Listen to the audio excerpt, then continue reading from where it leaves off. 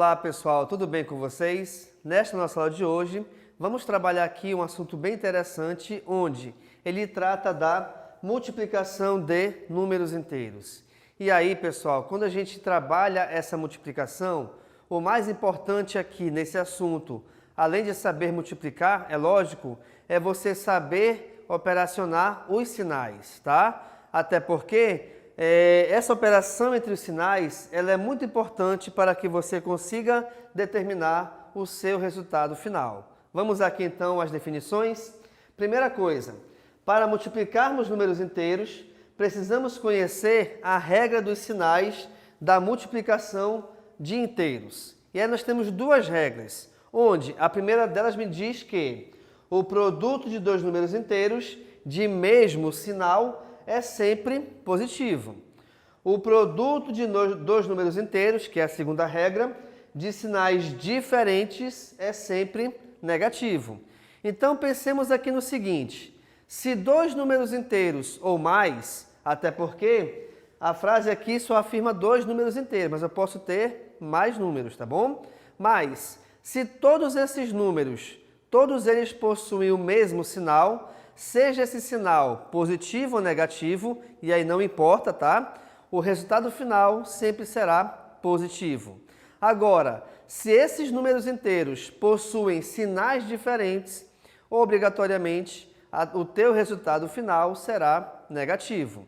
Uma coisa bem bacana de decorar ou até mesmo aprender, na verdade, é o seguinte. Eu coloquei aqui essa tabelinha onde, reparem, mais com mais é mais, menos com menos é mais. Então, quer dizer que, quando os sinais são iguais, resultado sempre positivo. Automaticamente, mais com menos é menos, menos com mais também é menos. Isso quer dizer que, quando os sinais são diferentes, o resultado será negativo.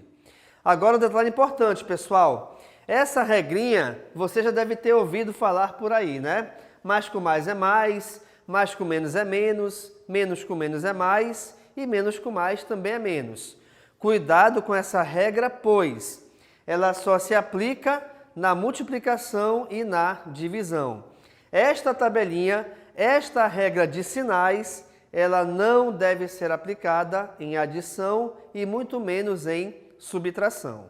Perfeito? Então, de novo, esta regrinha, bem interessante por sinal, ela só se aplica em multiplicação e divisão. Bem, se aplicando então em multiplicação, vamos verificar aqui alguns exemplos. Olha só, coloquei aqui 4 para vocês, para que você entenda como que funciona esta regra dos sinais. Vejamos no primeiro aqui.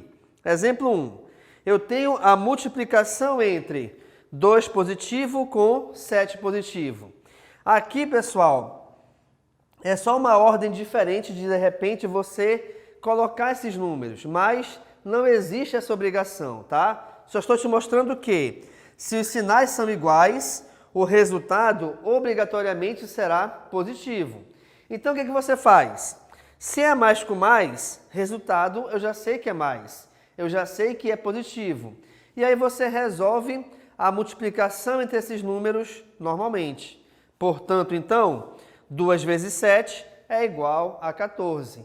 Até porque 7 mais 7 também é 14, tá bom? Ok. Segundo exemplo, eu tenho dois valores negativos. Opa! Se os dois valores são negativos, logicamente, é porque os dois sinais são iguais. Sendo os dois negativos, resultado positivo. Olha aqui a comparação, positivo com positivo. Então, pessoal, se os dois sinais são negativos, obrigatoriamente o que acontece? Você coloca o sinal de positivo aqui na frente e aí você vai resolver a operação entre esses números. Ou seja, 3 vezes 8 é igual a 24. Portanto, então, gente, aqui nessas duas operações, nós temos como dois resultados esses dois valores numéricos sendo positivos. Até porque, nesse caso aqui, nós resolvemos a operação de multiplicação entre valores com sinais iguais. Bacana? Vamos então aqui a outra situação, onde Essa situação envolve esses dois exemplozinhos aqui, essas duas regrinhas, que os sinais diferentes me dão como resultado sempre um valor negativo. E aí, nesse caso, pessoal, não interessa a ordem que eles estejam colocados. Como assim? Aqui eu tenho primeiro positivo, depois negativo. Embaixo eu tenho o contrário, vice-versa, né? Negativo e positivo. Não interessa a ordem com que eles estejam escritos. Até porque, se a gente lembrar que da multiplicação, da regra básica é que a ordem dos fatores não altera o seu produto. Então, aqui, esta regra também é válida. Vejamos aqui no exemplo, então. No exemplo 3, nós temos a multiplicação de menos 5 por mais 9. Opa! Negativo com positivo. Negativo com positivo me dá como resultado o valor negativo. Então, a gente coloca o negativo na frente e resolve a multiplicação normalmente entre os valores. Automaticamente, então, 5 vezes 9 é igual a 45. Logo, o nosso resultado será igual a menos 45. Beleza, pessoal?